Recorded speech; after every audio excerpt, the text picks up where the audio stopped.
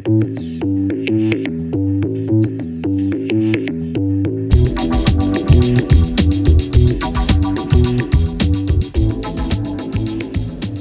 it going? Welcome to another episode of Lost Like Mike. I am your host, Mike Gonzalez, and I'm recording this after my show on Sunday night, so it's a bit late at night. Thank you for all the people that are subscribing. Thank you for the people that just listened, people that comment, and people that write me messages at lostlikemike@gmail.com. I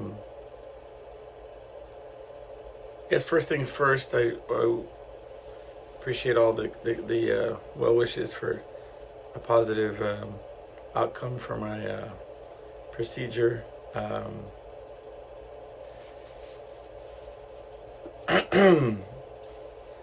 So I think I've briefly discussed this in the past. My procedure that I had was a colonoscopy. I would advise everybody that's over 30, 35 to have one. The story on mine came from when I was a live-in house band in New Orleans with a rock group that I was in back in the early 2000s, and I was living in New Orleans, and I was with I think it was like 7 or 8 of us living in this small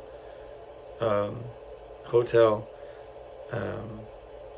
We originally lived above the club, but like they had these, when we were gonna move down there, I think I've told that part of the story. A hurricane swept through and damaged the property. So anyway, sorry puppy. The long story short was that good girl, I threw my shoe and I didn't realize it was where my dog was at. Whoops. So it's kind of irrelevant to the story, but the bottom line was that I was living out in New Orleans for a couple months, and in this little hotel, and there was a lot of stress, a lot of issues, and so I was married at the time, and my wife was living in back at home, and in another state, and in Texas. So when I moved back, I was very pale, very thin, and sickly, and it was a very bad situation, and so all credit to my ex-wife, who said, you have to go to the doctor. We got to sort out what's wrong with you. You look like you're dying. So I went to a doctor and a primary, and through all these different tests and stuff, they ended up scheduling me for a colonoscopy, which I felt like I was too young for, but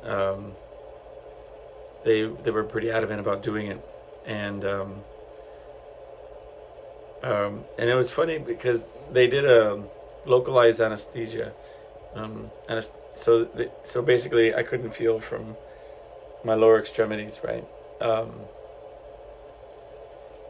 And they were like, but that was coherent, and they were like, yeah, so we're gonna put this camera inside and blah blah blah, And at one point or another, they apparently asked me if I wanted my ex-wife to come into the room with us,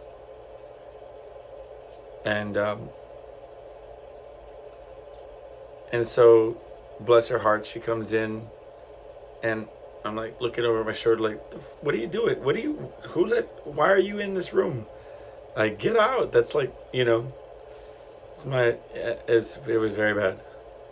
And it's so unorthodox. Like, I couldn't even imagine, like, I just went through this procedure. I couldn't even imagine them letting Julie into this this room while I'm doing this, but um, I don't know the exact circumstances of the first time, but I just maybe I was already, just done in dealing with the. Because what happened was during the first procedure, they found polyp. They found a polyp. It was bigger than a golf ball, and it was blocking my entire intestine. So, which they cut out and removed it, and I was very fortunate that it was not malignant. But and so I think that what it was maybe they brought her in to talk about the results or whatever, but I still felt very exposed and very, vulnerable. And I did not want her in the room, so it was just a awkward situation. But because of that, I have been scheduled for more frequent. I was supposed to go back about 4 years later, for another round, in which what I did was I did an upper GI and a colonoscopy, which was basically like they run the camera, up from the top and down from below. But that one I was really doped up, and I remember because Julie was around for that one, and she said that I said all kind of crazy stuff when I was coming out of it. So it wouldn't have been 4 years after, but that's not irrelevant. It's just, we'll just say like several years after, like maybe 6-7 years later. But when we did the upper GI and that round, they didn't find anything, so they went ahead and said, "We'll come back.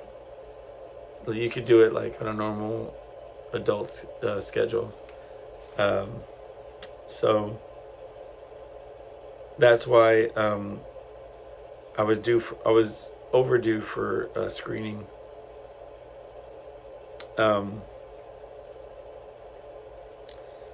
But in preparation for it, I had a discussion with my mom, and she's like, "Oh yeah, I've had those," and I was like, you never thought to tell me, that you had, because if it's some sort of genetic, family history thing, like, anyway, she's like, "Well, you never asked." So, story of my life. So I was really anxious about this one, and I think, okay, number one, things I've learned. So first things first, I think that if ever there is a fear or anxiety, I think that knowledge is like super imperative. Like, okay. So I was laying there in the medical facility, and they had this big room where all of these partitions are up with sheets, but there's like, maybe 10 patients, 6 to 10 patients in these separate areas, and we're all on these beds, these rolling beds, and I'm laying there, and listen, the whole prep time, the weeks before, leading up to it, I was just a wreck. But my whole thing was that I wasn't nervous about anything other than being put to sleep and fear of not waking up. That was my whole bit. I was just, that was my phobia, or my irrational train of thinking, was that I was just,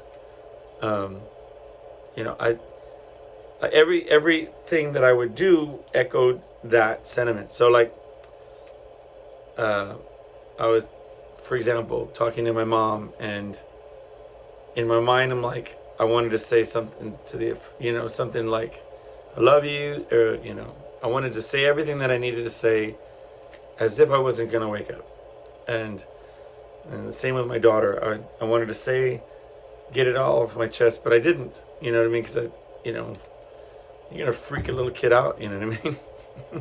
In case daddy doesn't wake up, I wanted to, you know what I mean? Like, you don't want to do that.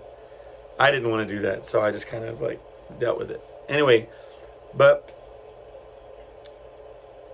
I think, it's funny. Will Smith actually was the one that he said something on his 50th birthday about jumping out from an airplane. I've never had that inclination to do something to put my life in danger in some sort of pursuit of like sort of recognizing the fragility of my mortality, or like, or whatever. I don't need that to feel alive, by brushing close to death. But anyway, he said at one point, and it stuck with me, that the fear is the time leading up to whatever it is that you're doing. It's far more time.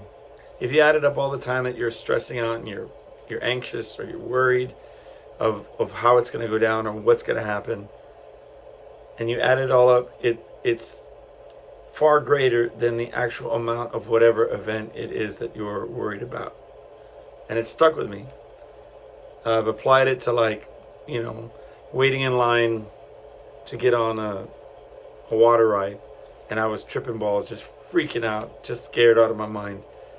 And then whoop, whoop, whoop, whoop, in a matter of 30 seconds, I'm down at the bottom.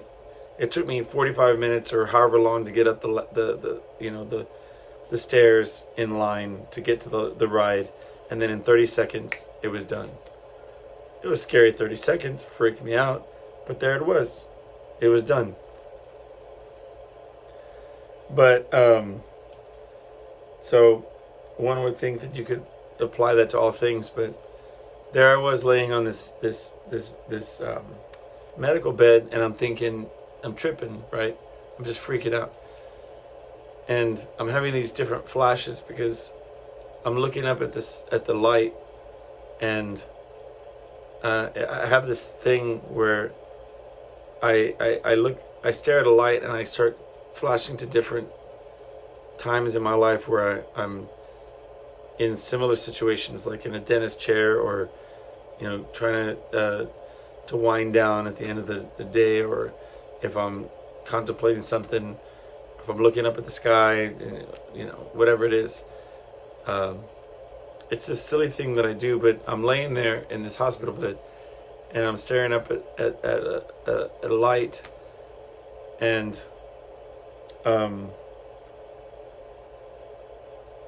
mind you, somebody came in and they put the IV on me, right? And so I'm talking to this one nurse about what's going to happen, and I'm kind of like zoning in and out, like, because I'm just so just convinced that this is what's going to happen, and I'm realizing that she's telling me about the anesthesia, right? And it doesn't register. I mean, she might as well have been speaking another language, because I'm just looking at her. I remember looking at her name tag, looking at her eyes, trying to figure out whether or not she could see through what was going on in my mind. I talked to the prep nurse, the one that was checking me in, and I was trying to rationalize what was going on, like why I was looking like a scared person, right? So meanwhile, this other lady's sticking me with this IV and putting the tape, and I'm laying there. So they leave, and they're like, okay, well, just wait, they're gonna come take you. And the last thing that she was asking me about my heart and different things, and I was thinking, okay, well, maybe that's what's gonna do me in. Maybe it's an undiagnosed heart thing, I was the worst. So I'm laying there in this bed, and through the other partitions, I hear them go into the next room. Take off all your clothes, put on this gurney, put on this whatever you call those doohickeys, facing with you opening to the back, gowns. Anyway, um, if it's a woman, you can leave your bra and your socks on. If it's a man, you can leave your socks on, and so on. And hi, I'm here to put in your IV. Let me ask you a few questions. Let me tell you about the anesthesia. I'm hearing this over and over as they go into all these different ones. And so I'm laying there staring at this light, and I start listening. I said, well, maybe I should listen to what they're saying. And they were talking about the strength of the anesthesia. They were saying that it was quick in, quick out. Propofol is going to be like the best sleep you ever had. Yeah, you'll wake up 10 minutes afterwards. And people were asking questions, and they were answering these different questions. What are the dangers? That kind of thing. Aspiration, because of if you ate something and you weren't supposed to in the past couple of days, and it comes up and you start choking or something, things like, it's very rare, but we have to disclose it. And there was another one about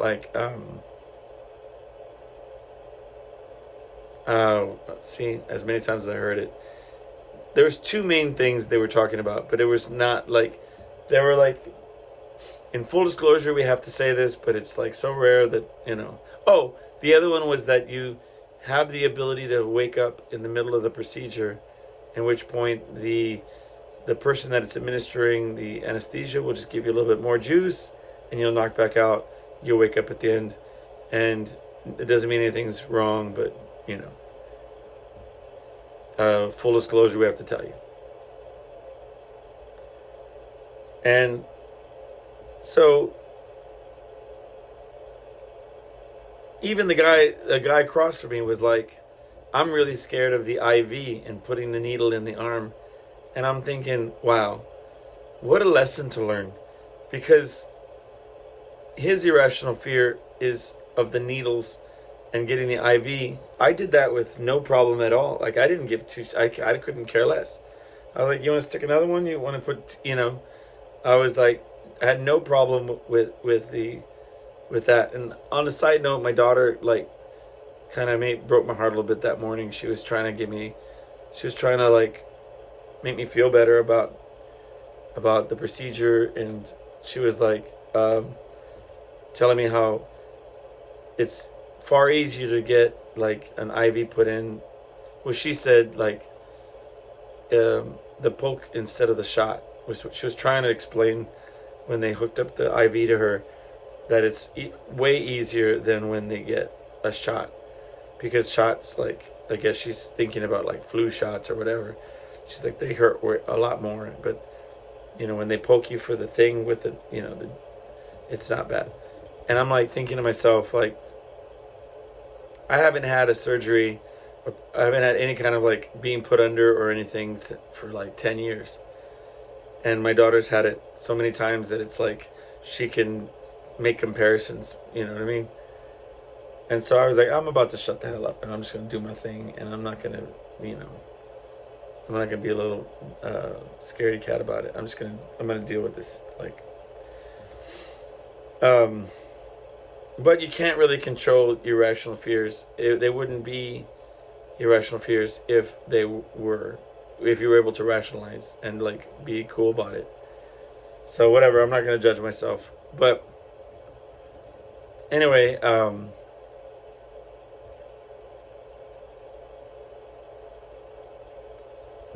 their point was, this is not what you should be afraid of. The results of what, the results are going to be what you should be kind of, again, you have no control over what they find or what's going to go on, but, that's at least something, the unknown, that you can be like, well, stressed about, that you're gonna wake up. You're gonna wake up and maybe find out something you don't want to find out, is their point. So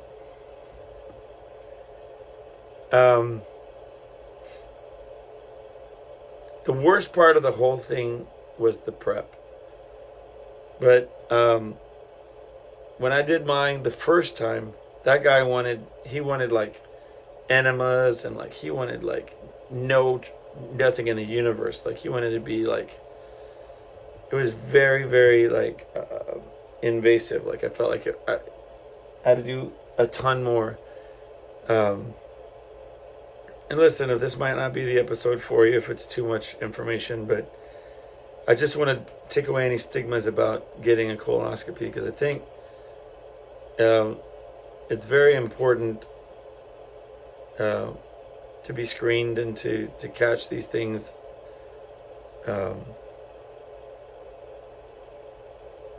as early as possible. And I mean,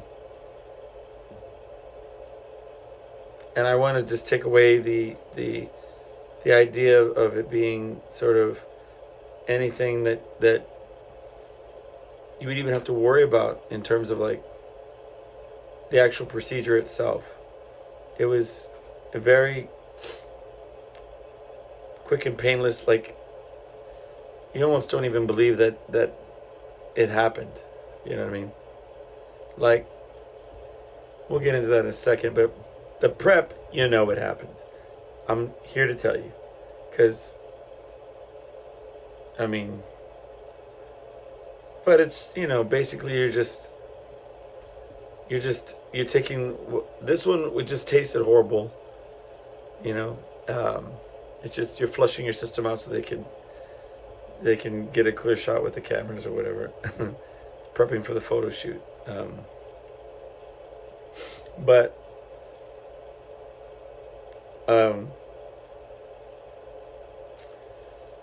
you know, that was the hardest part of it, was that. And so once you get past that, honestly, when I went in there, I laid in the bed and they said, you're going to go into this other room, and then they said, Jim's going to meet you.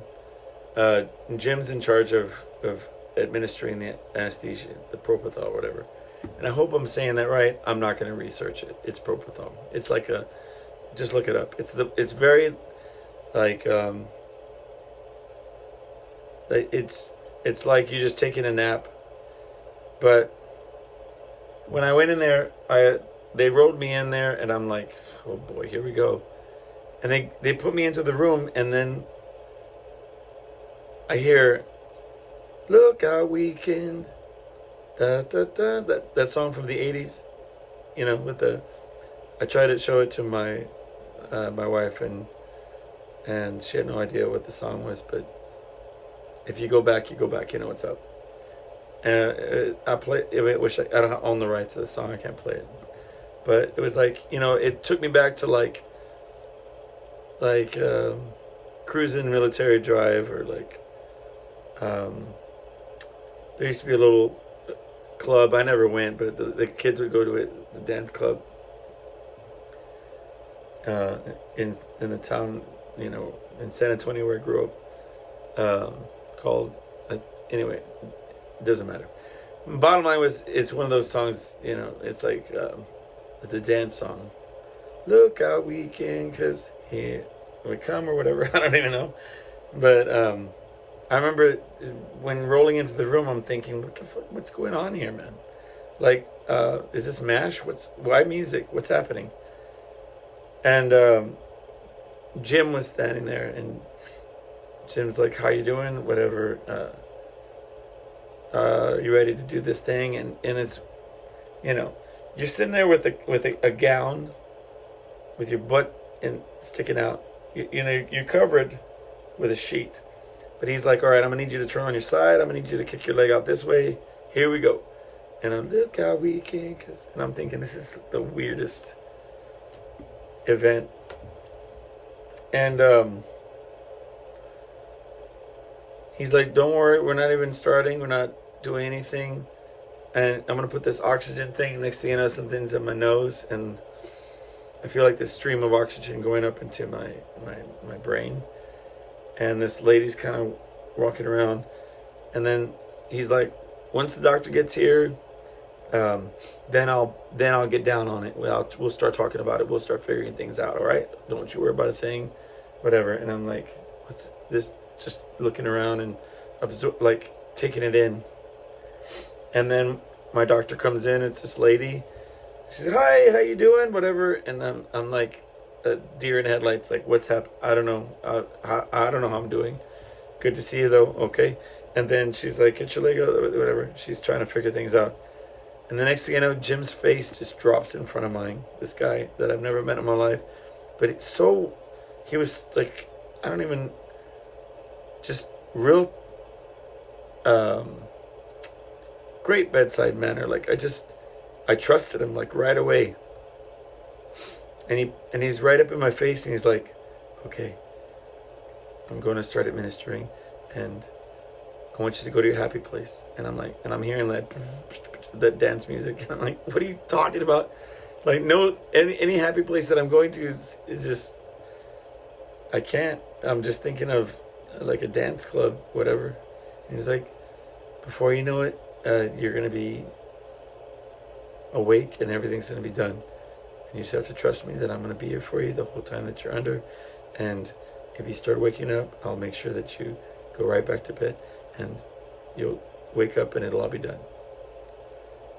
And he's like, "I got you," whatever. And I was like, okay, Jim, you got me. Let's do this. And I just closed my eyes and said, "Go to sleep, go to sleep." And then the next thing was like, "Hi, are you doing all right?" And they woke me up, and I was in another room. I was just waiting to get my stuff back on, my clothes, and maybe 10 minutes later, 15 minutes later, I was already on my way home.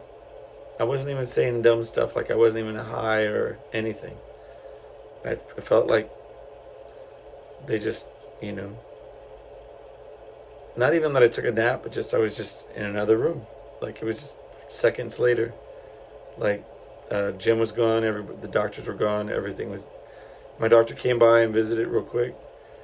And that was the main thing, was that no polyps, no... none of that to speak of. I mean, some minor issues, nothing to write home about. But the main thing is that no immediate concerns regarding the main, And so I think that was the I can only be grateful that I did it, and that I went ahead and knocked it out. I'm not saying I'd highly recommend everybody to do this next week, if it's time, if you're at that age, or if you feel like there's any concerns, dismiss any stigmas.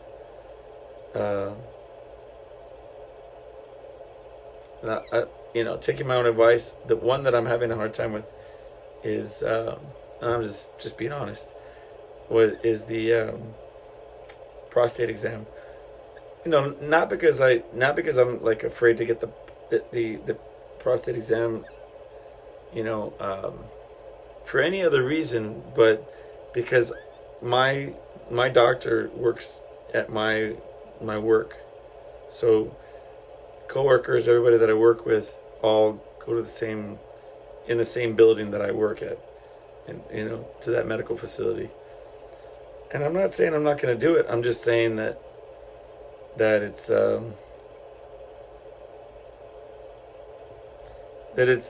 holding me back from doing it.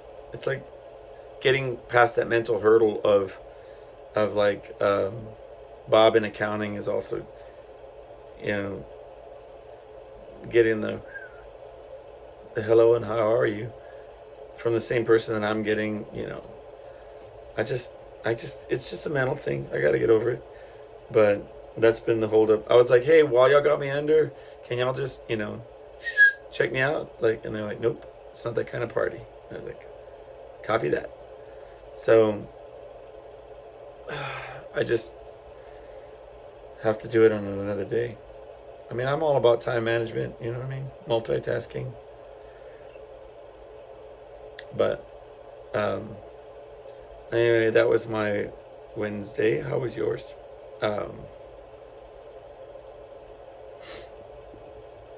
Today, we were having lunch. My daughter and wife and I, and right smack in the middle of our meal, my daughter's like, her eyes get real wide, and she's like, "It's happening, y'all! My tooth. It's gonna come out. It's gonna come out. I don't know, today, maybe tomorrow." And then she starts like just the mental math starts happening, and she starts freaking out because she feels like a little pain. And then she's like, "Oh no, no, no, no, no, no! This, I can't even eat. What's gonna happen?" Like, and she was freaking out about this tooth. Oh man, it broke my heart. She had some blood in her mouth when she was trying to figure it out, like what to do. It's like there's no parent handbook on these things. In my mind, I'm picturing like what I knew from growing up, and it had a lot to do with like string and doorknobs and tying it around the tooth and wow, opening the door or whatever. Not that I did that, but that was what was threatened to me if I didn't get it out, my tooth. No, not threatened, that's strong. It was rumored that other kids had to do that, and maybe that was just a urban legend that they were telling us, or maybe they actually did these things. I think I've told the story about my son and the dentist, and yeah, with him pulling his teeth out himself. So I don't have a great history with encouraging it. Although I did tell my daughter, listen, if you wiggle it and it comes out, I'll give you $20. I said, and who knows what the tooth fairy is going to give you, but Daddy's going to give you $20. Yeah, which, you know, not my finest moment.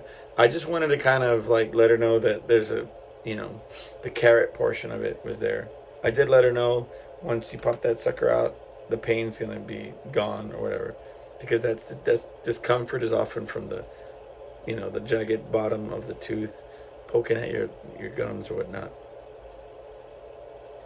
But there was a moment when she started like her bottom lip was quivering and she was scared of the pain, and that image was affixed in my mind.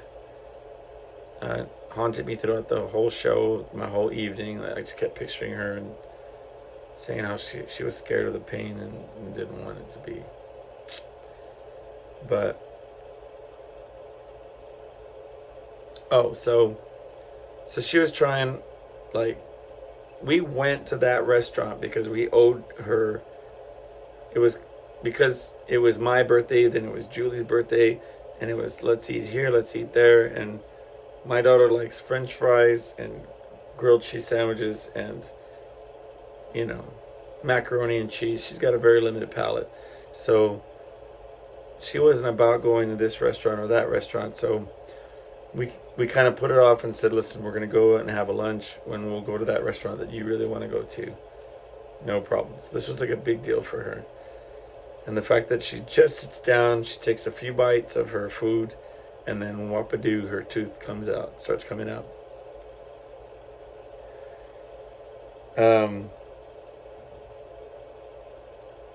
And two, and I'm giving all credit to my wife.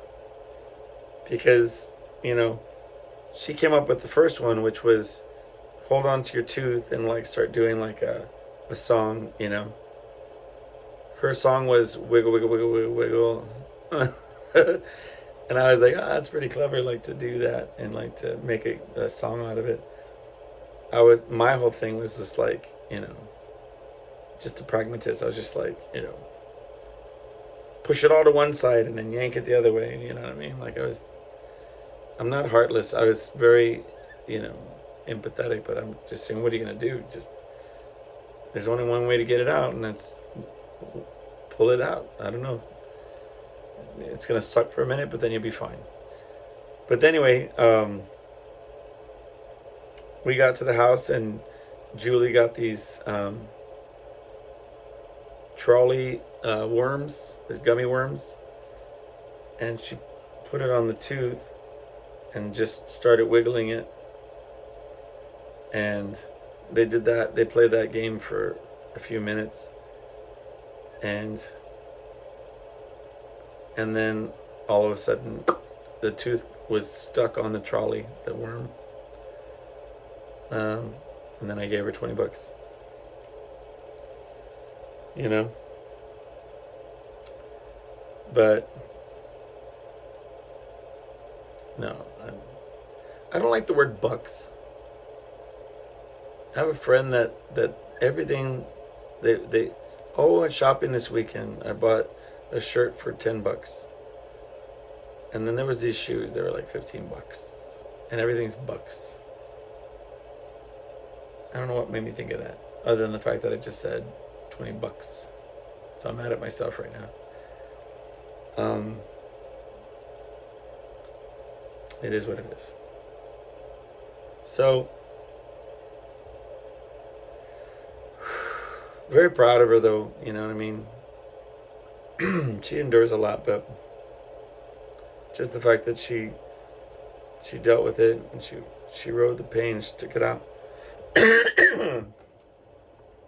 Speaking of pain and teeth, I know I talked a lot about my son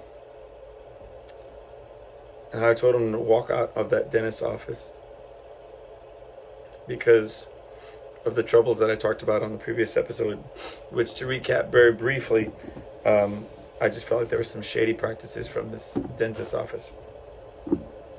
What it turned out was that they could opt to honor the discounts offered by the insurance company after the deductible was met, but they decided to charge 100%. And my dentist, who I've been going to for many years, doesn't do that. And so that's why it was so foreign to me. I don't understand. You're charging 100%, but we have these dental programs, and they're like, no, you don't. And I was like, yeah, I do. And then when I called the insurance, they're like, technically you don't, but many dentists honor them after. So your kid's just going to a dentist that sucks. Like, they're not nice people. So, well, I was like, I'm glad that I told him to walk out. But then he had a temporary crown on his tooth, and so he calls me late last night, and he was miserable, in excruciating pain, and just miserable, because you're only supposed to have a temporary crown on for a certain amount of time. And I had booked him a dentist appointment with my dentist, but the soonest they could get him in was going to be on Thursday. So basically a week away from and I just couldn't ask him to do that. So I had to suck it up and send him back to that dentist and pay 100%. All because, I didn't want my son to be suffering all week with this janky tooth, that was driving him crazy and making him feel pain. And I felt like it's not right for my son to sit there in pain because I because of my pride, because of my issues with this lady. And again, to my wife's credit, she called him, and she did her um, nice guy Karen routine, where she was like passive aggressive, but kind of gets the point across, and just is basically like, well, we are gonna. He does need your business, like to get taken care of by y'all, but y'all do suck and y'all know it, and just can y'all work him into this? Thank you for getting him in today. We'll pay the what you are charging. I hope you die. I mean, I don't know what she said, but I heard the first part, and I was like, well, at least you're being forthcoming. At least you're telling him. It's not just like you're not, you know. At least she's being honest and like. And look, they did work him in and get him taken care of. I'm not arguing that, but for $1,500, then yeah, you're gonna find a way to work him in, right? So it's not like I don't owe them anything other than money, but I don't owe them my appreciation for that, because they are pulling that amount of money, right? But and coming into the final stretch, my son's about to be 18. Of course, I'm gonna squabble with the mom about the money parts of it, and I'm just done. And I told her as much, like, I'll pay everything, I don't care, but like, I don't have to deal with you anymore. Like, we don't have to do this. Like, let's not talk about. And she was like, yeah, you pay this amount of money, and I don't ever want to hear from you again. And I wasn't going like, I wasn't going all like that about it, but I always say, I tell my son all the time, like, he was a blessing. I'll never regret having him. But you have to know that's 18 years and probably more. It's a lifetime of knowing somebody just by proxy, like, because we share knowing you. Um,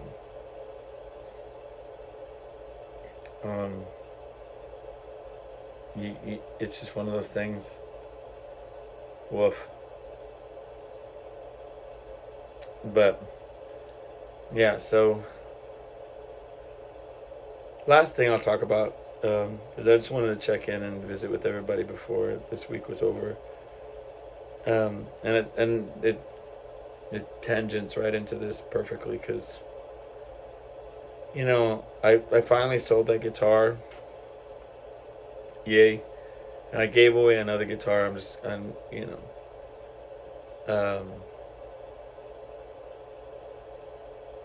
I'm still sitting on all that stuff that my brother had, his collectibles. And the whole thing with, I had to go back on OfferUp, and I went and just, one guy was like, hey, would you take this real, like, half of what I wanted? And I just ended up being like, you know what, brother? Let's do it, man. Let's just get this over with. And he was a sweet man. I met him at a parking lot, and he had his kids with him, and he was like, God bless you. And I was like, hey, God bless you too, brother. Like, hope you enjoy this guitar. And then I gave another guitar to my cousin, who's, his boy is starting to learn. And then, because I was looking at the guitars on the walls, and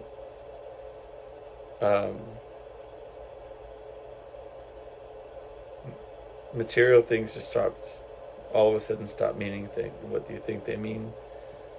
And anyway, I just want to sell a bunch of stuff. I want to pay the tooth off, the dental work, to his mom, the part that she pitched in, and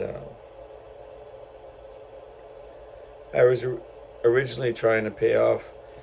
I wanted to get something for myself. I'm done. I don't want to owe her anything.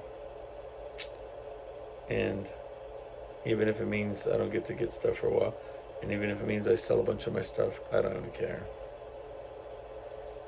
I'm just sharing with y'all.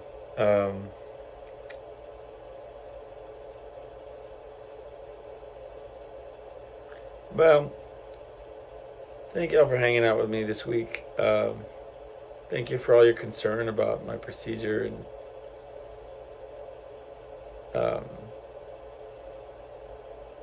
next week it'll be a lot more fun. We'll talk about some stories and stuff. Have a good week, and I'll see you next time. Take care.